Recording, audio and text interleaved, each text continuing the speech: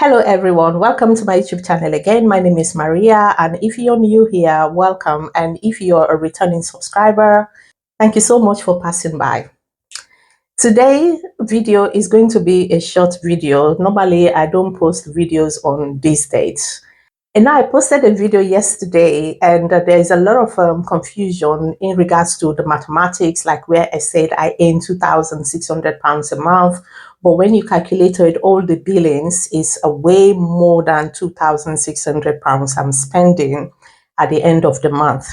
That is exactly truth. I think that was the reason why I made that video. Sometimes what you earn is way more than what you spent at the end of the month.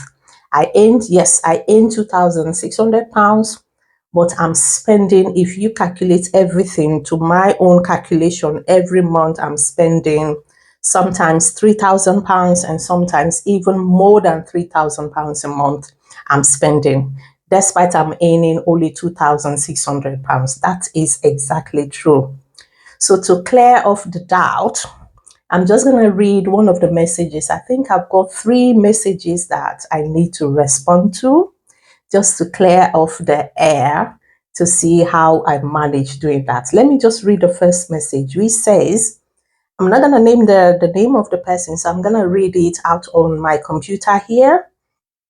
And the message says, earning £2,600 with a mortgage of £1,500. How did you pass the affordability test for your mortgage in the first place? Then you went to get a car finance of £500.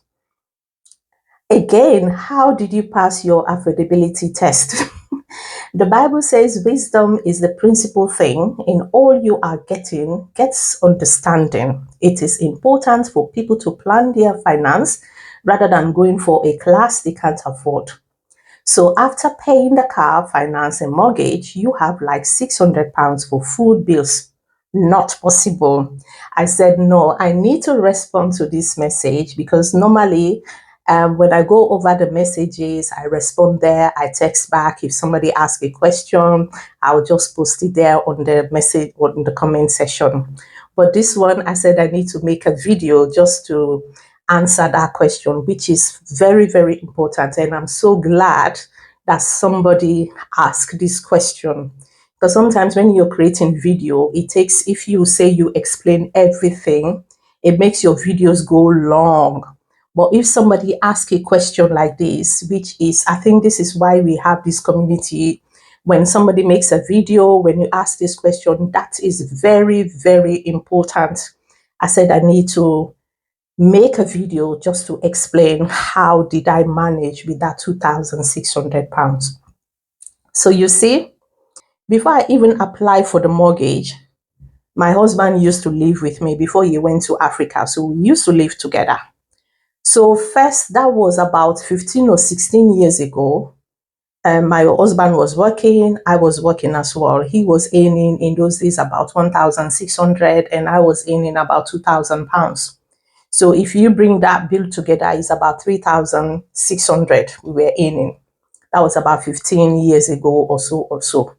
You know, in the UK, when you're working, every year your wages will increase. Every year your wages will increase. So as currently, as I'm speaking now, my current wage is £2,600. And when my husband was here as well, his current wage was £2,000. So if you calculate £2,000 and £2,600, so together was about £4,600 we were earning per month. That is both income, both husband and wife. That was how we were living. But it wasn't that salary that earned us for this mortgage. So how did the mortgage come along? So when you're living in the UK, if you have a child, you are entitled to a council flat. That is if you go for the application. So at that time, when I had my first child, immediately I went to the council and then I did an application for council flat, because I was living in a single room. So when my husband came to join me in that single room, then I was pregnant, then we needed a bigger place. And then we went for the application, and then they saw where we're living is not conducive for 2 people to live either. Not to talk about when you're pregnant. living in a single room. So I was qualified for a council flat. So they gave us a 2-bedroom flat where we are living currently. So in the UK, I don't know elsewhere, but in the UK, if you live in a council property for 5 years without moving houses, that is, you are living in the same property for completely 5 years without moving anywhere, you are eligible to buy that property. You can apply to the council to buy that property. So I was there for like 10 years because I didn't know before. Like sometimes when you don't know how things work, you won't know until somebody pointed me out, or do you know that you have the right to buy this property? Because I was looking at my family was getting bigger. So the 2-bedroom was not enough for us because I've got 3 children and my husband, we are 5 in the family. So we decided to look for a bigger property. And then somebody just pinched me. That is one of my co-worker. Pinched me, said, why would you lose all the times you were living in that property? And then he said, do you know that you have the right to buy that property? I said, but how can I buy a property of 2-bedroom when I'm not interested in living there? I need a bigger house. I said I was aiming for like 3 or 4 bedrooms. That was what I was aiming for. So this my co-worker, oh, thank God. If you're currently watching me now, I would thank you so much for that idea.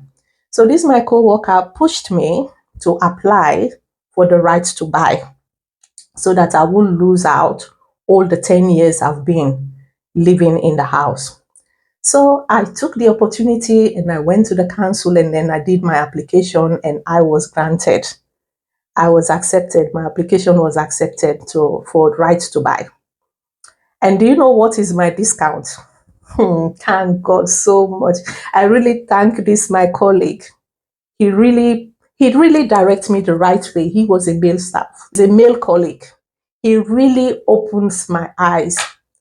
Do you know what is the discount rate they gave me for the house? Because I've been living here for 10 good years and I would have missed that opportunity.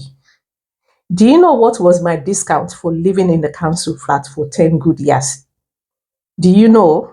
I'm not going to tell you that. If you want to know, leave it in the comment section below. Or better still, join my community club. Then I will tell you exactly how to do this application. I'll leave the link to my community club to join if you want me to show you step by step on how to apply for council house or the right to buy.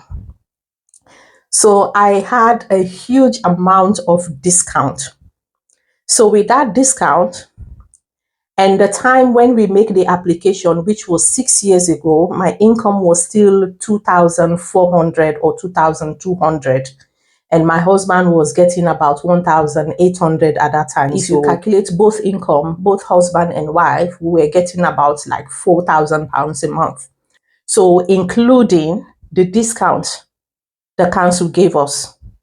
But we have to pay off the rest of the money. So to my bank to apply for a loan to pay off the mortgage.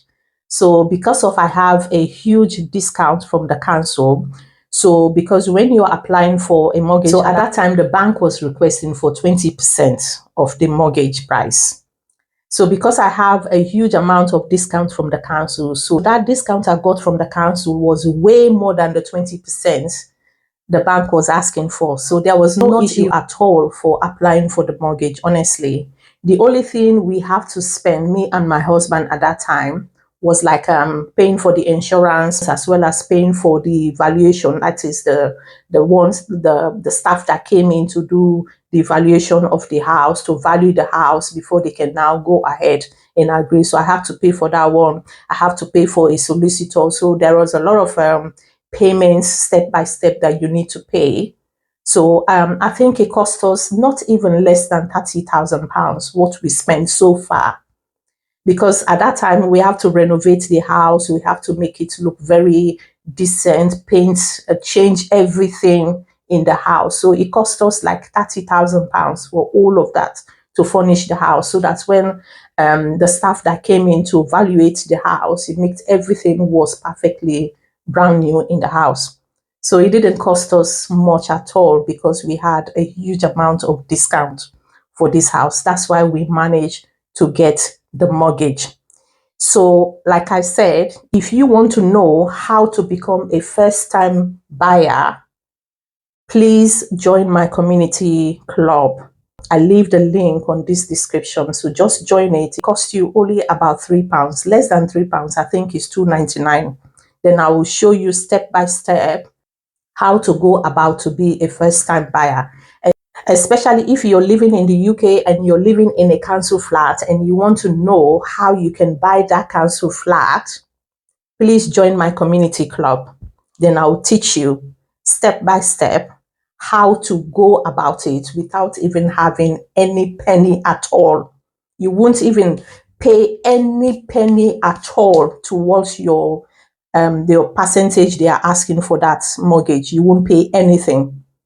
So I will teach you step by step how to apply for the right to buy house and how to become a first-time buyer to own your first property. So click the link below and then join my community club. Like I said, it costs you only £2.99. Then I will teach you everything you need to know how to become a first-time buyer, how to start your first property. So if you're asking me that question about how did I manage that with the mortgage, this is how I managed to get the mortgage. It didn't cost me a penny. It's all due to the discount I got from the council. That's what I use as my percentage to the bank. And then the other question that came up, this is just to clear up how I managed to get the mortgage. How did I qualify to get the mortgage? That is it. So the other question, in the question again, I think a lot of people also ask similar questions like that.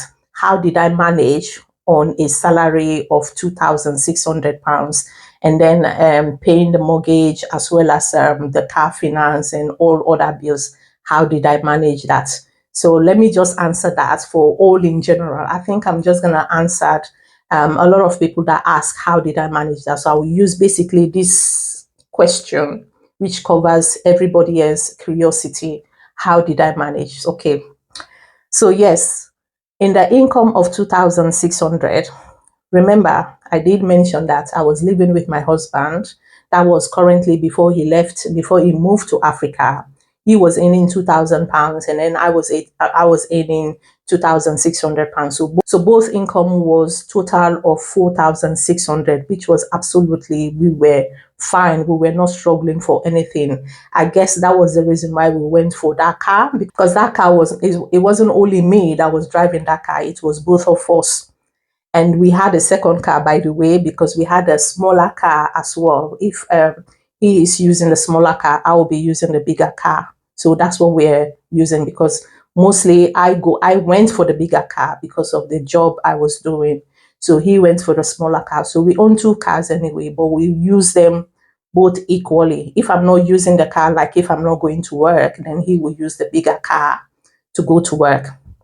And the reason why we have to go for a car, I'll just say that first, because I've already clarified the reason why we went for an expensive car like that, because the income was okay. Two incomes, 4,600 was way more than okay for us at that time. And the reason why we have to own two cars at that time is because of where I'm currently working. Before my workplace was about 10-15 minutes work. I'll just walk there 10-15 minutes. Drive is about 1 or 2 minutes. You're already at work. But I have to move because of the nature of the job I'm doing. People says when you're doing that set of job, don't work in the environment where you live. You will be at risk of the people that you're working with. So I have to move far away of where I'm working.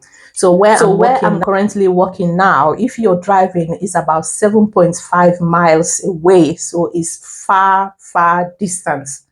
Even if you're using public transport, you have to use 2 trains and 3 buses before you can get to your destination. And if you're always late, because I have to start early, and if you're always late to work, you will be in trouble with your manager or your bosses. So to avoid that, if you're living that set of distance, you have to drive. That is if you have the means. If you don't have the means, then you have to wake up very early in the morning to struggle with transportation. If you use transportation, it will take you about 1 to 2 hours to get to work. But if you're driving, even the drive, when I'm driving, it takes me like 45 minutes before I get to work. And if you meet traffic on the way, it will take me about 1 hour, some minutes before I get to work. So that's how far my workplace is. So I do need a car. So at that time, because both income was quite enough, there was no issue at all. We didn't feel it at all. I think the main reason why I make that video is for us to learn lessons from that video. One income alone is not enough for you if you want to live a lifestyle that is really, really high. Because our lifestyle was so high, that was why now I'm struggling, because he is no longer here. Now I'm only hoping on one income alone, which is absolutely is not enough. One income is not enough. That was why I'm struggling. And I think that was the reason why I make that video, because I sense now I'm struggling, only me. He is no longer here.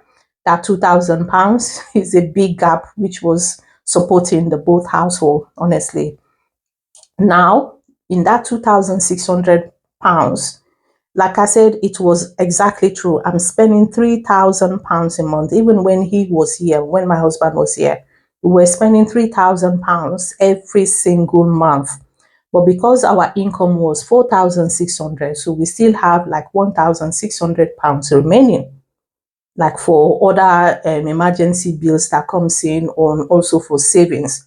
That was why we are able to save, and he got that loan. We got that loan as well when he went to Africa, and things didn't work out the way we planned it. So how am I getting on now with this £2,600? And then at the end of the month, I'm still spending £3,000. That is way above my salary. How do I manage that? This is what I'm answering now. So when my husband left, I started looking at budgeting. I started cutting down so many things.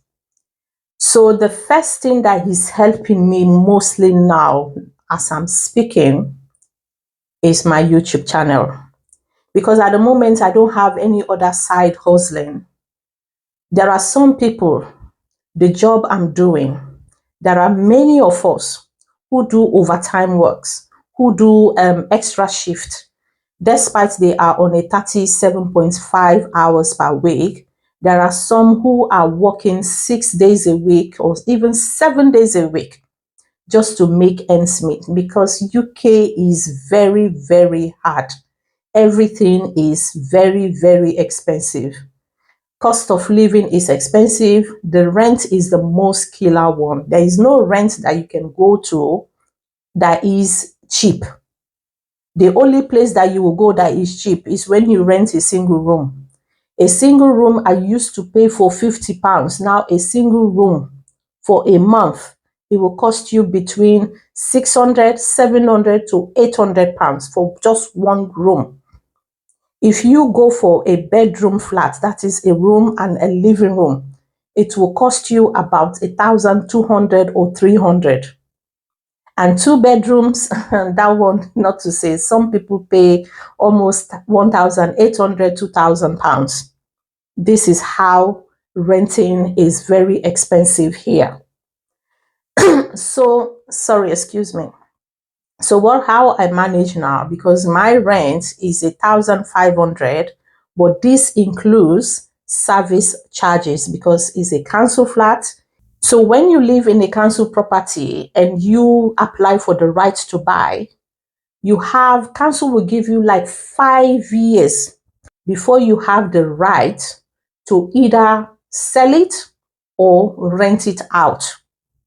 And within that 5 years period, you still have to pay service charges.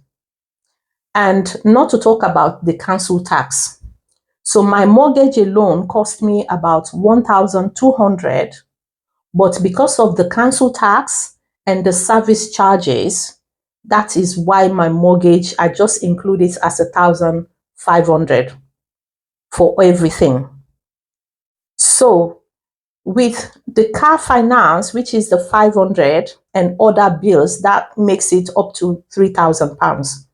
So I am so grateful because where I'm getting the extra finance, like I said, you see some of my colleagues were working 6 days a week, 7 days a week, just doing extra shift to make ends meet, to pay for their bills. That is those who are single parents, both men and women.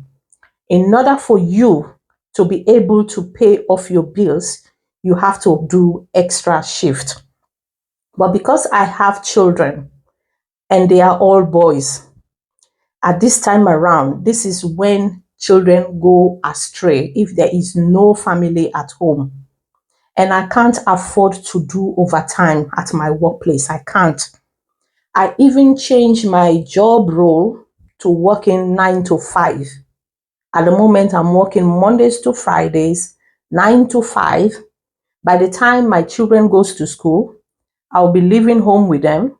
By the time they came home, I'm already on my way coming home.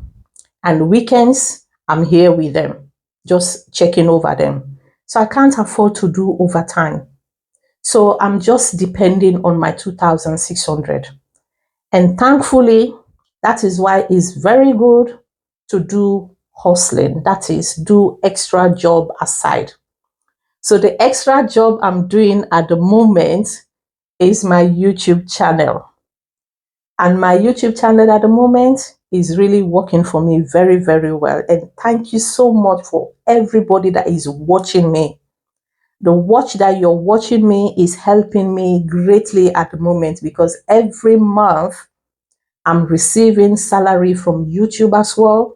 So what I'm earning from YouTube at the end of the month, that is what I'm using now to support me with my billing. That is where so my YouTube channel earning at the end of the month is the one that is supporting me currently to cover the extra expenditures. So if you say the £2,600, yes, exactly, is not enough with the bills I'm undergoing through. But the income I'm getting from YouTube earning every month, it covers the extra bills. If you talk about savings, I won't lie to you. I don't see the face of savings because what I earn from my workplace and what I'm earning from YouTube is just quite enough for me to cover all my expenses. Somebody raised something about the car, like why won't I go for a second-hand car? Exactly, that is what I'm aiming for. Since my husband left, my next plan now is to give out to the finance car and go for a second-hand car. But when you go for a finance car, you can't just let it go just like that.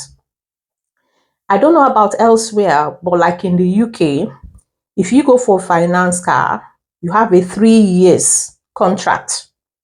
You will sign for a 3 years contract before you can hand over because it's not my car. Even if at the end of the 3 years it's not my car, I have to give it back. If I want a new one, then I'll go back for a new one. And then you will start a new contract. That is how it works here. When you go for a finance car, you sign the contract for 3 years. And then at the end of the 3 years, if you like the car, you will negotiate with the finance people and say, okay, I want this car, I want to pay it so that the car will belongs to me. Let me say, for example, like the car I'm driving, it costs about £56,000. So maybe by the end of the 3 years, maybe I will pay like £20,000. Then I still have to pay like 30,000. I'm just giving as an example. I don't know exactly. So maybe at the end of the 3 years, the car will now cost you 30,000. So with that 30,000, then they will now spread the cost for how many years you're gonna pay for that. That is how it works here.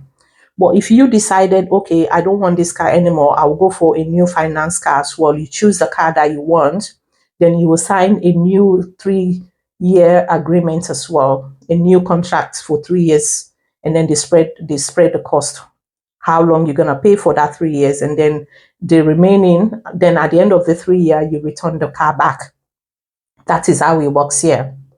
But this time around, because it's a 3-year contract, this is my second year, I still have one more year to go, which will be next year. So next year, my 3 years contract will end.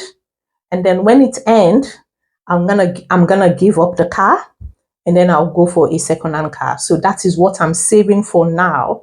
I'm trying to see what I will save, because the only place I will save for now is my YouTube channel.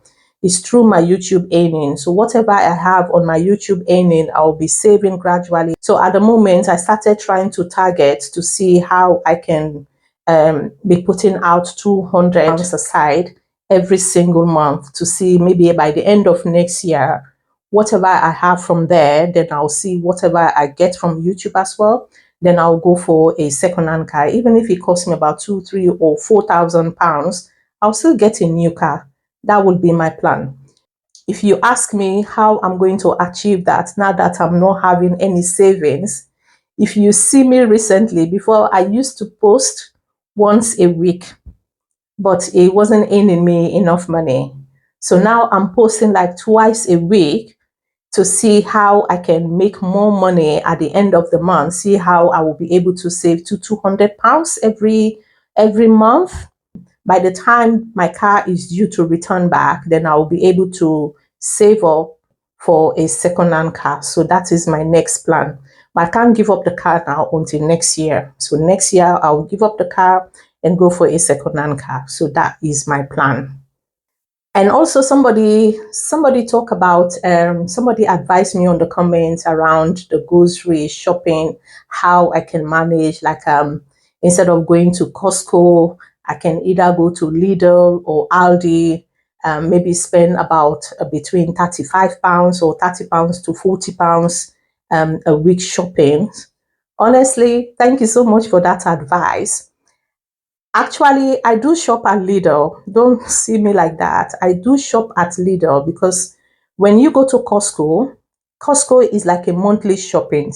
So the items I'm buying on Costco, sometimes they last me for even 2 months. Like when you go for their toilet rolls, it takes a long time before it finishes. When you go for their kitchen towels, it takes a long time. Kitchen towel takes me 2 months before it finish. And toilet rolls takes me 2 months before it will finish.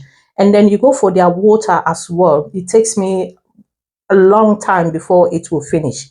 So mostly the major things I go to Costco for are things that will last me longer than a month. Those are the items I buy. So the extra items that I required on a daily basis, I shop at Lidl. I shop at Lidl and Aldi. Before I used to shop in Tesco and Asda, but now they become very, very expensive. I stopped. So mostly some of the items that I need, like tomatoes, carrots, those of the things, milk and so forth and so forth, I go to Aldi or Lidl. But trust me, even as that, when you use the trolley, £40 is not enough, especially when you have a family of 5 or 4 now. Now we are 4. Especially when you have a family of 4, £40 is not enough. When I go to the counter, trust me, I will spend above 50, 60 to even £70. Trust me. With just a small shop for a week, it will still cost me around 50, 60 to £70. Things are not easy. Despite you cut down, because I try to cut down and I cook at home, I don't do takeaways. Takeaways is once a month. Like when they pay me at the end of the month, then we go for takeaway. I take all my children out, we go and eat out. That is how I do with them. But I cook mostly at home. And even when I cook, it's for 3 days cook. When I cook like 3 different sauces that will last us for 3 days before I think of cooking again. So I do save a lot. I'm trying, honestly, I'm trying to cut down on my spending, and it really works a lot. I think the most important thing why I make this video is for us to learn. Honestly, I've learned a lot. From that video that I said that I made a lot of mistakes when I came here 20 years ago. The reason why I'm making this video, because I've learned my lessons, I've learned a lot. And I'm making these videos for whoever is also doing the same as me, so that you will avoid making these same mistakes, because it will lead you somewhere where you will struggle in the future. UK is very, very hard. It's very, very difficult.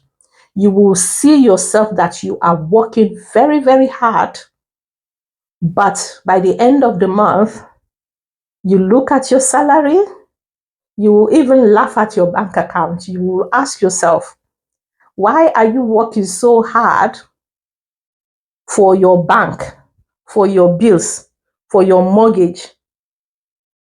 Is that what you're working for? You're not working for yourself, because you are not saving anything. You're just working for the bank, for the government, for everybody else, but not for you. That is what we find ourselves here. So the only way you can live right, to try and budgeting yourself, is by either cutting down your expenditures, which I'm doing right now, and also looking for a side hustling, which I'm doing now. So my side hustling, I try to avoid going for extra work or go for 2 jobs or 3 jobs. No, because you will leave your children. I think I need to make a video of bringing up children here when you're not at home. What will happen to your children when nobody is there to supervise them? I will make a video for that. I think so. If you want me to make a video of children in the UK, bringing up your children in the UK, the cost of bringing up your children in the UK, leave it in the comment section below. Maybe I'll make a video about that. So I'm trying to be at home all the time for my children. So I decided to do a side hustling, which I'm doing now. That is becoming a YouTuber and creating knowledge, creating awareness. Everything I said on YouTube is based on my experience at the moment. Everything I'm saying here is based on my experience, what I've learned, what I've seen so far, what works and what doesn't work. So that is what I'm sharing. All my experiences, what I'm sharing here, so that we can all learn from one another. But at the moment, I'm changing everything. I've done a big change in my life, to be honest with you. When my husband left, I've done a massive change. I cut down a lot of things. My car, I'm going to give out my car next year. If I said I give away my car now, it will cost you. You better don't do that mistake. If your contract you signed for is not over yet, you better don't do that mistake to hand in your car when it's not time yet. They will charge you massively. If your contract is not over yet and then you decide, said, oh, I changed my mind, I need to give up the car, they will charge you mercilessly, honestly. So I would rather wait at the end of my 3 years contract. Then I'll give them back their keys, give them back their car. At that time, I will have saved. This is why I want you to help me out, watch my videos, so that I will be earning more on YouTube to save me to get a second-hand car. Because I can't afford to use public transport to go to work, because otherwise I will be late. I will be late at work. Imagine if you use public transport, it will take you more than 1.5 hours to 2 hours before you get to work. If you use public transport, you need 3 trains and 3 buses. I mean, you need 2 trains and 3 buses to get to where I'm working. And even if you're driving, it's 45 minutes before I get to work. And it's on a highway. You have to use the highway, the motorway and highway. Both you have to use before you get to my work. Like I said, they advised me the type of work I'm doing. You can't work it in your environment. There are a lot of risks. People will stalk you. People will start chasing you or something like that. So I have to go far away from where I'm living. That way you feel safe. From work, get into your car, come home. From home, you get into your car, you go to the work. You go to work. Nobody knows where you live. Nobody knows where you stay. That is your work, where you're working, what you're dealing with. That's the reason why I have to drive. I must drive. I have to drive. I can't use public transport. Somebody said in the comment section, the person is a social worker that she used or he used public transport to go to work. I wish I can do that as well. But the job I'm doing at the moment, you can't be expose yourself out there too much in the street. You might meet anyone who will attack you or something. So you have to be like how what's the word again? Invincible. You have to be like invincible. So you need to disguise yourself. That's why I ran away from my area. I ran away from where I was working in my area and went far away from work to keep myself safe and to keep my family safe. So if you find values on today's video, please share your thoughts on the comment section below. And I hope I've answered most of your questions asked on this video. If I haven't, so please leave it in the comment section below. Maybe I'll make a video as well, whatever questions you want. Like I said, there is a link on this description below if you want to join my community group, where if you want to learn, if you want to know how to apply for your right to buy house from your council, or if you want to become a first-time buyer, that is your first home, you want to know the process. And also if you want to do some side hustling, that is becoming a content creator, where by the end of the month you get paid from YouTube. You want to become a content creator as a side hustling, like what I'm doing now. Click the link on the description below and just tell me what you want to learn. Then I will teach you step by step on how to do all the things to become a first-time buyer, to apply for your right to buy house, and as well as how to become a content creator step by step. So thank you so much for watching this video. I will see you on the next video. Take care now. I love you all. Bye.